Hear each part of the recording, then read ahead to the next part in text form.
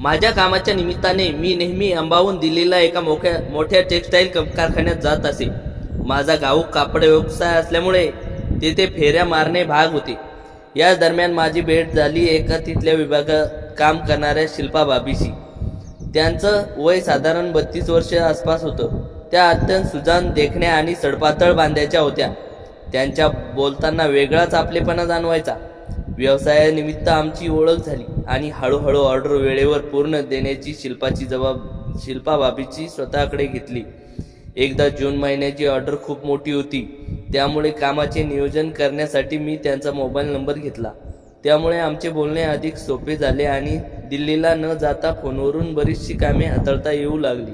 व्हॉट्सअपच्या या युगात बोलणे फक्त कामापुरते मर्यादित राहिले नाही. सकाळ संध्याकाळचे मेसेज, एकमेकांची विचारपूस यातून आम्ही दोघे एकमेकांच्या जवळ आलो. बोलता बोलता त्यांनी मला वैयक्तिक आयुष्यातील एक दुःखद बाजू सांगितली. त्या विवाहित होत्या, पण त्यांच्या पतीचे अत्यंत वाईट व्यसनामुळे आणि घरगुती त्रासामुळे त्या गेल्या 5 वर्षापासून पतीपासून पूर्णपणे वेगळ्या राहत होत्या आणि स्वाभिमानाने दिल्लीत नोकरी करून स्वतःचा उदरनिर्वाह करत होत्या. गेल्या 5 वर्षात एकटेपणा आणि आयुष्याची पोकळी त्यांच्या बोलण्यातून स्पष्ट जाणवत होती. मला त्यांच्याबद्दल सहानुभूती तर होतीच, पण हळूहळू सहानुभूतीचे रूपांतर प्रेमात झाले. आम्ही व्हिडिओ कॉलवर तासनतास बोलू लागलो. एक रात्री मी मनातली भावना बोलून दाखवली, तुम्ही मला खूप आवडता. त्यावर त्यांनी अतिशय भावनिक सहमती दर्शवली. शेवटी आम्ही दोघांनी एकमेकांना प्रत्यक्ष भेटण्याचे ठरवले. 25 जुलै रोजी मी दिल्लीला पोहोचलो आणि त्या चांगल्या हॉटेलमध्ये रूम बुक केली. त्या दिवशी दुपारी 4 वाजता शिल्पा भाभी हॉटेलवर आल्या. रूम नंबर 107च्या बाहेर जेव्हा त्यांनी दार ठोठावलं तेव्हा माझं हृदय धडधडत होतं. दार उघडताच समोर उभ्या असलेल्या शिल्पा भाभी नेहमीपेक्षा सुंदर दिसत होत्या. आम्ही दोघांनीही एकमेकांकडे पाहत आपले हात पसरले आणि एकमेकांना घट्ट मिठीत घेतले. 5 वर्षाचा एकटेपणा आणि मनातील दाटलेली ओढ त्या मिठीतून श्वासातून स्पष्ट जाणवत होती. बाहेर पावसाची रिमझिम सुरू होती, पण खोलीचं वातावरण आमच्या भावनांनी चांगलंच तापलं होतं. आम्ही दोघेही जगाचा विसर पडल्यासारखे एकमेकाच्या प्रेमात हरवून गेलो. त्यांच्या डोळ्यात स्पर्शात एक प्रकारची तृप्ती आणि मनात शांतता शोधण्याची धडपड होती. त्या दिवशी दुपारी 4 वाजेपासून रात्रीपर्यंत आम्ही कितीतरी वेळ एकमेकांच्या मिठीत घालवला. त्या रात्री त्यांच्या चेहऱ्यावर जे समाधान होतं ते मी यापूर्वी कधीही पाहिलं नव्हतं. सकाळी खिडकीच्या पडद्यातून कोवळे ऊन खोलीत आले तेव्हा शिल्पा भाभी माझ्या शेजारी गाढ झोपल्या होत्या. त्यांच्या चेहऱ्याहून एक निरागस शांतता होती. जाग आल्यावर त्यांनी हसून विचारलं, विकास, हे स्वप्न तर नाही ना? तू मला विसरणारच नाही ना? मी त्याच्या कपाळावर चुंबन घेत म्हटले, हे स्वप्न नाही, ही तर आपल्या सुंदर नात्याची केवळ सुरुवात आहे. अंबालाला परतल्यानंतर आमचे फोनवर बोलणे सुरूच होते, पण साधारण 1.5 महिन्यानंतर अचानक शिल्पा भाभीचा फोन आला. त्यांचा आवाज घाबरलेला व रडवेला होता. विकास, एक मोठी समस्या झाली आहे. मला गेल्या काही दिवसापासून त्रास होत होता, म्हणून मी टेस्ट केली. रिझल्ट पॉझिटिव्ह आला आहे. मी गरोदर आहे. हे ऐकून क्षणभर माझ्या पायाखालची जमीन सरकली. त्या आधीच पतीपासून वेगळ्या राहत होत्या. समाजात, ऑफिसमध्ये लोक काय म्हणतील, नोकरी जाईल या भीतीने पूर्णपणे खचल्या होत्या. पण हा केवळ शारीरिक सुखाचा प्रश्न नव्हता, तर एका जीवाचा आणि एका सन्मानाचा प्रश्न होता. मी स्वतःला सावरले आणि त्यांना धीर दिला. शिल्पा, रडू नकोस, मी उद्याच दिल्लीला येतो. दुसऱ्या दिवशी मी दिल्ली गाठली. आम्ही दोघे खूप वेळ बोललो. शिल्पा भाभी ते बाळ हवे होते, कारण त्यांच्या आयुष्यातील एकटेपणा दूर करणार तो एक आशेचा किरण होता. मी निर्णय घेतला, आम्ही कायदेशीररित्या पती पत्नी घटस्फोट मिळवण्याचा प्रयत्न करू लागलो आणि नंतर लग्न करू. तोपर्यंत मी त्यांना अंबाला जवळीक एका सुरक्षित आणि शांत ठिकाणी माझ्या ओळखीच्या एका घरात राहण्याची व्यवस्था केली. 9 महिन्यानंतर शिल्पाने एका गोंडस मुलाला जन्म दिला.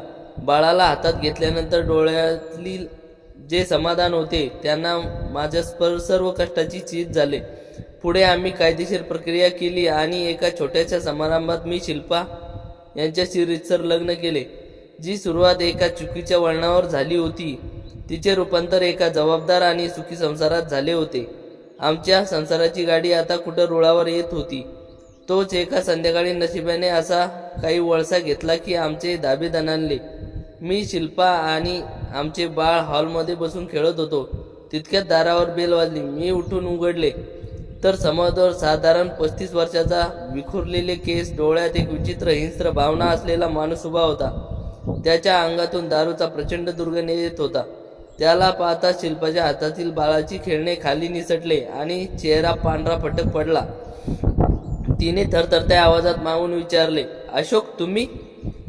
तो शिल्पाचा पती अशोक होता. त्याच्यापासून ती गेल्या 5 वर्षापासून पूर्णपणे लांब राहत होती. दारात उभ्या असलेल्या त्या माणसाला पाहून खोलीतली सगळी शांतता एका झटक्यात नाहीशी झाली. सुनील, अंगातून येणारा दारूचा वास, उग्र वास आणि त्याला लाल झालेले डोळे स्पष्ट सांगत होते की तो इथे कोणत्या तरी वाईट उद्देशाने आलाय. शिल्पाचा थरकाप उडाला होता. तिने बाळाला आणखी घट्ट आपल्या छातीशी कवळले. मी पुढे होत शिल्पा माझ्या मागे केले आणि अत्यंत शांतपणे खंबीर आवाजात विचारले, कोण आहात तुम्ही आणि इथे काय हवं आहे? सुनीलने एक कुत्सित हास्य केले. मी कोण आहे मला विचारण्यापेक्षा तुझ्या मागे लपलेल्या बाईला विचार. 5 वर्ष झाली तरी हिची नाटकं संपलेली नाहीत. तो पुढे येण्याचा प्रयत्न करू लागला. मी पण त्याला दारातच रोखून धरले. सुनील, तुमचा आणि शिल्पाचा संबंध 5 वर्षापूर्वीच संपला आहे. आता त्या माझ्या पत्नी आहेत. आदराने सांगतो, इथून निघून जा. मी धीर गंभीर आवाजात म्हणालो. पत्नी? सुनील मोठ्याने हसला. घटस्फोटाच्या कागदावर अजून माझ्या सह्या झालेल्या नाहीत हे विसरू नकोस. मला पैशाची गरज आहे. जर मला पैसे मिळाले तर मी हिच्या आयुष्यातून कायमचा निघून जाईल, नाहीतर पोलिसात जाईल आणि समाजात तुमची बेअब्रू वेशीवर टांगेल. त्याच्या या बोलण्याने शिल्पा आणखीनच घाबरली. तिच्या डोळ्यातून अश्रू वाहू लागले. मला जाणीव झाली की या माणसाशी भांडून काहीच साध्य होणार नाही. त्याला केवळ पैशाची हवा आहे. मी त्याला म्हणालो, ठीक आहे, तुला तुझे पैसे मिळतील, पण आज नाही, उद्या सकाळी मी तुझ्यापाशी बोलतो. आता तू इथून निघ. पैशाचा ऐकताच सुनीलचा नूर बदलला. उद्या सकाळी मी परत येईन, लक्षात ठेव, असे म्हणत तो लडखडत तिथून निघून गेला. तो गेल्यानंतर मी दाराची कडी लावली. शिल्पा सोफ्यावर बसून ढसाढसा रडत होती. मी बाळाला तिच्या हातातून हळूच घेतलं आणि त्याला जवळच्या पाळण्यात झोपवलं. त्यानंतर शिल्पा जवळ आलो. सोफ्यावर तिच्या शेजारी बसून तिला थरथरणारा हात माझ्या हातात घेतला. शिल्पा, शांत हो, मी आहे ना तुझ्यासोबत, मी अत्यंत प्रेमाने म्हणालो. विकास, मला खूप भीती वाटते. ती रडत माझ्या छातीवर डोके ठेवून म्हणाली. माझं सुखाचं वादळ इतक्या लवकर संपेल असं मला वाटलं नव्हतं. तो माणूस खूप वाईट आहे. तो आपल्याला जगू देणार नाही. आपल्या बाळाचं काय होईल? मी माझ्या हाताने तिचे अश्रू पुसले आणि तिच्या हनुवटी धरून तिचे तोंड वर केले. तिच्या डोळ्यात पाहत म्हणालो, शिल्पा, जोपर्यंत माझ्या शरीरावर श्वास आहे तोपर्यंत मी आणि आपल्या बाळाला कोणतीही नुकसान होऊ देणार नाही. सुनीलला फक्त पैशाची गरज आहे, तुला नाही. आपण त्याला कायदेशीररित्या पैसे देऊन या प्रकरणाचा कायम निकाल लावू. तू अजिबात काळजी करू नकोस. माझ्या या शब्दांनी तिच्या मनात थोडा धीर मिळाला. तिची रडण्याचे वेग कमी झाला, पण तिच्या शरीरातील थरकाप अजूनही पूर्णपणे थांबला नव्हता. त्या भीती आणि चिंतेच्या वातावरणातही आमच्या जवळीक अधिक गडद होऊ लागली होती. मी तिला हळूच 2 हातांनी उचलले आणि बेडरूममध्ये घेऊन आलो. तिला झोपवून तिच्या शेजारी आडवा झालो. खोलीत फक्त वातानुकूलित यंत्राचा हलका आवाज येत होता. बाहेर रात्रीचा अंधार गडद झाला होता. पावसाची हलकी रिमझिम सुरू झाली होती. शिल्पाने मला घट्ट मिठी मारली. जणू काही ती स्वतःला सुरक्षित करू पाहत होती. तिच्या शरीराची उष्णता आणि माझ्या स्वतःचा वेग मला स्पष्ट जाणवत होता. विकास, आज मला खूप एकटं आणि असुरक्षित वाटतंय. मला तुझ्या कवेत हरवून जायचं आहे. मला या जगाचा विसर पाडायचा आहे. ती माझ्या कानात कुजबजली. तिच्या त्या अर्थ हाकेने माझ्या मनातील प्रेमाची भावना अधिकच तीव्र झाली. मी तिच्या चेहऱ्यावर विखुरलेले केस हळुवारपणे मागे केले. तिचा चंद्रासारखा उजळलेला चेहरा आणि डोळ्यातील भाव पाहून माझे नियंत्रण सुटू लागले. मी हळूच खाली झुकलो आणि तिच्या कपाळावर एक लांब आश्वासक चुंबन घेतलं. त्या स्पर्शाने तिच्या शरीरात गोड शिरशिरी उमटली. त्यानंतर माझे ओठ तिच्या गालावर घसरत तिच्या नाजूक गुलाबी ओठावर स्थिर केले. शिल्पानेही यावेळेस कोणत्याही संकोचाशिवाय मला पूर्ण साथ दिली. आमचे होठ एकमेकात गुंतले गेले. तो नुसता एक शारीरिक स्पर्श नव्हता, तर त्यामध्ये एकमेकाबद्दल अथांग प्रेम, विश्वास आणि कधीही न संपणारी ओढ होती. विकास, आय लव्ह यू तिच्या ओठातून अत्यंत मादक आणि हळुवार बाहेर आले. I love you too Shilpa. मी तिच्या कानात कुजबुजलो आणि माझ्या ओठांनी तिच्या मानेवर जादू करायला सुरुवात केली. तिच्या मानेवरील माझ्या स्पर्शाने तिच्या तोंडातून एक दीर्घ सुस्कारा बाहेर पडला. तिने तिचे डोळे धुंदीत मिटून घेतले. त्या रात्री हॉटेलमधील एका पहिल्या भेटीची आठवण पुन्हा ताजी झाली. पण आजच्या मिलनात एक वेगळीच परिपक्वता आणि हक्क होता. मी हळूच तिच्या साडीचा पदर बाजूला केला. तिचे 32, 28, 34चे सौंदर्य मंद प्रकाशात चंद्रासारखे चमकत होते. मी तिच्या सौंदर्याचा मनापासून कौतुक करत तिच्या शरीराचा कोपरा माझ्या प्रेमाने तृप्त केलो. चिंता, भीती आणि जगाचा विसर पडून आम्ही दोघे एकमेकांच्या शरीराच्या आणि मनाच्या लयीत वाहून गेलो. खोलीतील वातावरण आमच्या वाढलेल्या श्वासांनी आणि स्पर्शांनी खेळाचे शृंगारमय झाले होते. 9 महिन्याच्या कालावधीनंतर आम्ही बाळाच्या जन्मानंतर आमचे पहिलेच हे उत्कट मिलन होते. त्यामुळे भावना खूप तीव्र होत्या. जवळपास 2 तास त्या अद्भुत आणि दीर्घ प्रेमाच्या खेळानंतर आम्ही दोघेही घामाने थबकलो होतो. शिल्पा माझ्या छातीवर डोके ठेवून निजली होती. तिच्या चेहऱ्यावर आता भीती नव्हती, तर एक निरागस समाधान, चमक आणि माझ्याबद्दलचे संपूर्ण समर्पक होते. तिच्या हातातील बोटे माझ्या छातीवर हळुवारपणे फिरत होती. विकास, तिने शांततेचा भंग करत वर पाहिले. तिच्या डोळ्यात प्रेमाने पाणी होते. आज मला जाणीव झाली की जगात कोणतीही अडचण असली तरी जोपर्यंत तू माझ्यासोबत आहेस तोपर्यंत मला कोणीही हिरावू शकत नाही. मी तिच्या कपाळावर पुन्हा एकदा ओठ टेकवले. हो शिल्पा, उद्या सकाळी आपण वकील आणि पोलिसाच्या मदतीने सुनीलचा प्रश्न कायमचा मिटवून टाकू. आपल्याला सुंदर संसारात आता कोणाचीही नजर लागणार नाही. बाहेर पावसाचा जोर वाढला होता, पण आमच्या खोलीत मात्र प्रेमाची, विश्वासाची आणि सुरक्षेची एक उबदार चादर पसरली होती. आम्ही दोघेही एकमेकाच्या मिठीत गाढ झोपेच्या अधीन झालो, एका नव्या सुरक्षित उद्याची वाट पाहत. दुसऱ्या दिवशी सकाळी जेव्हा खोलीत सूर्याचा पहिला प्रकाश आला तेव्हा शिल्पा माझ्या छातीवर हात ठेवून शांत झोपली होती. काल रात्रीच्या त्या भावनिक वादळानंतर तिच्या चेहऱ्यावर एक संमिश्र शांतता होती. एकमेकाबद्दलचा अथांग प्रेम आणि येणाऱ्या संकटाची पुसटशी चिंता. मी हळूच उठलो, तिच्या कपाळावर ओठ टेकवले आणि रात्रीचा सगळा घटनाक्रम डोळ्यासमोर फिरवला. 9 वाजेच्या सुमारास शिल्पाला जाग आली.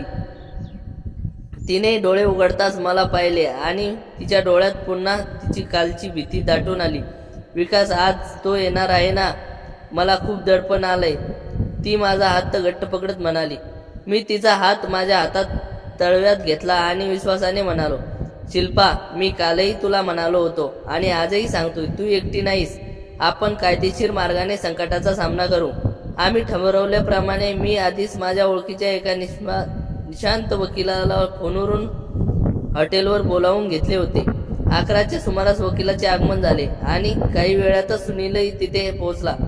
काल रात्रीच्या तुलनेत आज भानावर होता, पण त्याच्या डोळ्यातील पैशाची हाव तशीच होती. खोलीत आल्यावर सुनीलने सोफ्यावर पाय पसरून बसत म्हटले, काय मग विकासराव, काय ठरवलंय की थेट कोर्टाची पायरी चढायची आहे? मी शांतपणे वकिलाकडे पाहिले. वकिलांनी त्यांच्या बॅगमधून काही कागदपत्रे काढली आणि सुनीलच्या समोर ठेवली. सुनीलजी, तुम्ही गेल्या 5 वर्षापासून शिल्पा यांच्यापासून वेगळे राहत आहात. घरगुती हिंसाचार आणि छळाच्या गुन्ह्याखाली शिल्पा यांनी आधीच तुमच्या विरुद्ध तक्रार तयार ठेवली आहे. पण आम्हाला हे प्रकरण समुपचाराने मिटवायचे आहे. समुपचाराने म्हणजे मला पैसे हवेत. सुनील खेकसला. वकिलांनी कायदेशीर परिभाषेत त्याला समजावले. कायदेशीररित्या परस्पर संमतीने घटस्फोटाचे कागदपत्र आम्ही तयार केले आहेत. शिल्पा यांच्याकडून तुम्हाला एकर कमी पोटगी म्हणून ठराविक रक्कम दिली जाईल, पण त्या बदल्यात तुम्ही आजच या कागदपत्रावर सही करायची आणि यापुढे शिल्पा व त्यांच्या कुटुंबियांच्या आयुष्यात कधीही डोकावणार नाही अशी लेखी हमी द्यायची. जर तुम्ही नाकारले तर पोलीस केस आणि कोर्टाच्या फेऱ्यामध्ये तुमचे आयुष्य जाईल आणि पैसेही मिळणार नाहीत. सुनीलला जाणीव झाली आता तो एक सुरक्षित आणि कायदेशीर कोंडीत सापडला आहे. माझी खंबीर भूमिका आणि वकिलाचे कायदेशीर धाक पाहून त्याला ताठा मऊ झाला. त्याने काही वेळ विचार केला, रकमेचा आकडा पाहिला आणि शेवटी कागदपत्रावर सह्या करण्यास तयार झाला. जवळपास 2 तास चाललेल्या या कायदेशीर प्रक्रियेनंतर सुनीलने कागदावर स्वाक्षरी केली आणि पैशाचा धनादेश घेऊन तो खोलीतून बाहेर पडला. जाताना त्याने एकदा शिल्पाकडे पाहिले, पण शिल्पाने अत्यंत स्वाभिमानाने तिची नजर ओढवून घेतली. तो दरवाजा बंद करून बाहेर पडला आणि 5 वर्षाचे ते जुनं जाचक बंधन एका झटक्यात तुटून गेलं. सुनील गेल्यावर खोलीत एक सुटकेचा मोठा सुस्कारा उमटला. शिल्पा सोफ्यावर गुडघ्यात तोंड घालून रडू लागली. पण हे रडू भीतीचं नव्हतं, तर मनावरचे एवढे ओझे उतरल्याचे आनंदाश्रू होते. मी वकिलांचे आभार मानून त्यांचा निरोप घेतला आणि धावत जाऊन शिल्पाला दोन्ही हातांनी कवेत घेतले. शिल्पा, आपलं सगळं आजपासून खऱ्या अर्थाने स्वतंत्र झालीस. आता आपल्या नात्यावर, आपल्या संसारावर कोणाचाही अधिकार नाही. मी तिच्या कानात कुजबुजलो. शिल्पा तिचे रडवेले तोंड केले. तिचे डोळे लाल झाले होते, पण त्या डोळ्यामध्ये आता माझ्यासाठी अथांग कृतज्ञता होती. ती माझ्या गळ्याभोवती दोन्ही हात घट्ट आवळून म्हणाली, विकास, आज जर तू नसता तर मी पुन्हा अंधारात ढकलली गेली असते. तू मला फक्त प्रेम नाही दिलंस, तर माझा हरवलेला सन्मान परत मिळवून दिलास. माझे नियंत्रण सुटले. मी तिच्या अश्रू ओठांनी टिपून घेतले, तिच्या गालावर, नाकावर, शेवटी तिच्या थरथरणाऱ्या ओठावर माझे ओठ स्थिर झाले. यावेळी चुंबनात कोणतीही भीती नव्हती, संकोच नव्हता आणि फक्त हक्काची भावना होती. आम्ही दोघेही एकमेकांच्या श्वासात विरघळून गेलो. त्यानंतर आम्ही हॉटेल चेकआउट केलं आणि थेट आमच्या घरी अंबालाला आलो. गाडीत बसल्यावर शिल्पाने तिचा डावा हात माझ्या हातावर ठेवला. तिच्या चेहऱ्यावर आता एक वेगळाच आत्मविश्वास आणि गृहिणीची शांतता दिसत होती. घरी पोहोचल्यावर आम्ही सर्वात आधी आमच्या बाळाला कुशीत घेतले. शिल्पाने बाळाला जवळ घेताना माझ्याकडे पाहिले आणि तिच्या गालावर एक सुंदर खळी उमटली. त्या संध्याकाळी आमचे घर खऱ्या अर्थाने एका पवित्र मंदिरासारखे वाटत होते. रात्री बाळ पाळण्यात गाढ झोपल्यानंतर मी आणि शिल्पा गच्चीवर आलो.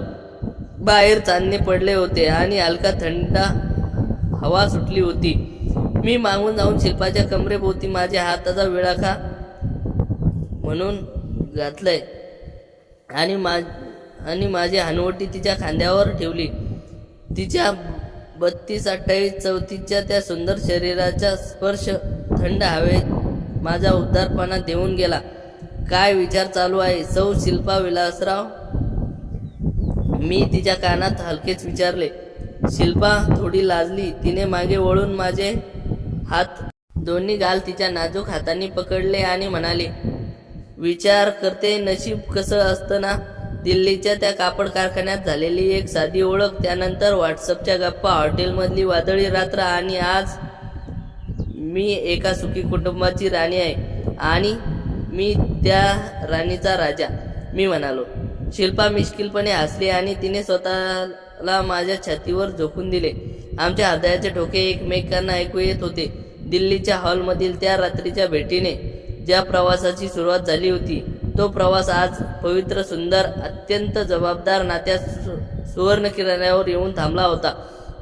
आता आमच्या संसाराची गाडी आनंदाने, विश्वासाने आणि प्रेमाच्या गतीने पुढे धावण्यासाठी परिपूर्ण सज्ज झाली होती. अंबाला परतल्यापासून आमचे आयुष्य एक संत सुंदर लयीत सुरू झाले होते. सुनीलचे ते वादळ कायदेशीर करारात एका कागदाने कायमचे शमवले होते. शिल्पाच्या मनावरची भीती आता पूर्णपणे नाहीशी झाली होती आणि तिच्या चेहऱ्यावर एक स्वाभिमानी गृहिणीचे आणि मातेचे तेज विलसत होते. आमचे बाळ हळूहळू रांगू लागले होते आणि छोट्या छोट्या हालचालींनी संपूर्ण घर आनंदाने न्हावून निघत असे. एके रविवारी रात्री बाळाला दुधाची बाटली देऊन शिल्पा त्या पाळण्यात गाढ झोपवले. खोलीत मंद प्रकाश होता आणि वातावरणी यंत्र हलकी उबदार शांतता पसरली होती.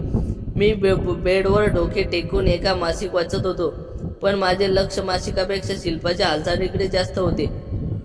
शिल्पाने तिच्या साडीचा पदर व्यवस्थित सावरला, केसाची सैलसर अंबाडा बांधला आणि ती हळूवार पावलांनी बेडच्या दिशेने आली.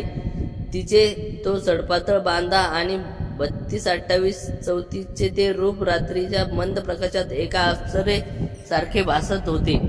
मी बेडवर माझ्या शेजारी येऊन बसली आणि तिच्या नाजूक मऊ हाताने माझ्या छातीवर ठेवला. विकास, काय वाचताय? ती अत्यंत हळूवार आवाजात विचारली. तिच्या श्वासाचा श्वास माझ्या चेहऱ्यावर रेंगाळला. मी मासिक बाजूला ठेवले आणि तिचे हात माझ्या हातात घेत तिच्या डोळ्यात पाहत म्हणालो, काही नाही शिल्पा, फक्त तुझ्या या बदललेल्या रूपाकडे पाहतोय. दिल्लीच्या त्या कारखान्यातली अस्वस्थ शिल्पा आणि आज माझ्यासमोर बसलेली माझ्या घरची लक्ष्मीनी. हा बदल किती सुंदर आहे ना. माझे शब्द ऐकून शिल्पाच्या गालावर एक सुंदर गुलाबी छटा उमटली. तिने तिची नजर खाली झुकवली, पण दुसऱ्याच क्षणी तिने स्वतःला पूर्णपणे माझ्या स्वाधीन करत मला घट्ट मिठी मारली. माझ्या अंगात एक वेगळीच वीज संचारली. 9 महिन्याच्या प्रदीर्घ प्रतीक्षेनंतर आणि आयुष्यातील सर्व वादळे शांत झाल्यानंतर हे आमचे पहिलेच निवांत क्षण होते. त्यामुळे आमच्यातील ओढ कमालीची वाढली होती. विकास, आज मला काहीच बोलायचं नाहीये. फक्त तुझा स्पर्श आणि तुझा हक्क मला जाणू दे. ती माझ्या कानात कुजबुजली. तिच्या आवाजातील ती 5 वर्षाची तहान आणि मिसळलेली तृप्ती स्पष्ट जाणवत होती. मी माझ्या हाताने तिची हनुवटी हळूच वर केली आणि तिच्या ओठावर माझे ओठ टेकवले. हे चुंबन कालच्या सारखे घाईचे आणि भीतीचे नव्हते. यात अथांग शांतता, प्रेम आणि एकमेकावरील संपूर्ण अधिकार होता. आम्ही दोघेही उभ्या एकमेकांच्या श्वासात विरघळत बेडवर आडवे झालो. विकास, तू पूर्णपणे बदलून टाकला आहेस, ती धुंद डोळे मिटत म्हणाली. आम्ही शब्दांच्या पलीकडे गेलो होतो. रात्रीचा अंधार जसजसा गडद होत गेला तसतसा आमच्या प्रेमाचा आणि स्पर्शाचा खेळ अधिकच उत्कट आणि दीर्घ होत गेला. आम्ही दोघेही एकमेकांच्या मिठीत शांत झालो. शिल्पाचे डोकं माझ्या छातीवर होतं आणि तिचे श्वास अजूनही थोडे गतिमान होते. काही वेळ शांततेत गेल्यानंतर शिल्पाने तिचे डोकं वर केलं आणि माझ्या डोळ्यात पाहिलं. तिच्या डोळ्यात एक कोणत्याही संकटाची सावली नव्हती, तर फक्त आणि फक्त समर्पण आणि सुखाचा आनंदाश्रू होते. तिने तिचा हात माझ्या चेहऱ्यावर फिरवला. विकास, आज खऱ्या अर्थाने आपल्या या नात्याला पूर्णत्व मिळाले आहे. दिल्लीच्या त्या हॉटेलमधील एका तहानलेल्या आणि चुकीच्या वाटणाऱ्या सुरुवातीचा प्रवास आज इतक्या सुंदर आणि पवित्र संसारात होईल असं कधीच वाटलं नव्हतं, ती भावूक होऊन म्हणाली. मी तिच्या डोळ्यातील अश्रू ओठांनी पुसले आणि तिला अधिक जवळ ओढत, शिल्पा, प्रेम कधीच चुकीचं नसतं. परिस्थिती काही असो, जर एकमेकावरचा विश्वास खंबीर असेल तर नशीबही स्वतःला बदलून घेतं. आज आपण फक्त पती-पत्नी नाही आहोत, तर एका सुंदर भविष्याचे शिल्पकार आहोत. बाहेर पहाटची कोवळी किरणे पडद्यातून खाली डोकावू लागली होती. पाळण्यातून छोटासा आवाज आला तशी शिल्पा हसली आणि तिने माझ्या गालावर लहानसे चुंबन घेतले आणि ती बाळाला आणण्यासाठी उठली. जेव्हा ती बाळाला घेऊन माझ्या शेजारी आली तेव्हा उगवत्या सूर्याच्या प्रकाशात ते दोघेही माझ्या आयुष्यातील सर्वात सुंदर संपत्ती वाटत होते. दिल्लीच्या त्या हॉटेल रूममधील एक वादळी कथेचा शेवट आज अतिशय सुखी, सुरक्षित आणि प्रेमाने भरलेल्या जबाबदार संसारात सुंदर वळणावर झाला होता. आम्ही तिघेही एकमेकांच्या मिठीत येणाऱ्या एका नव्या उज्ज्वल दिवसाचे स्वागत करण्यासाठी सज्ज झालो होतो.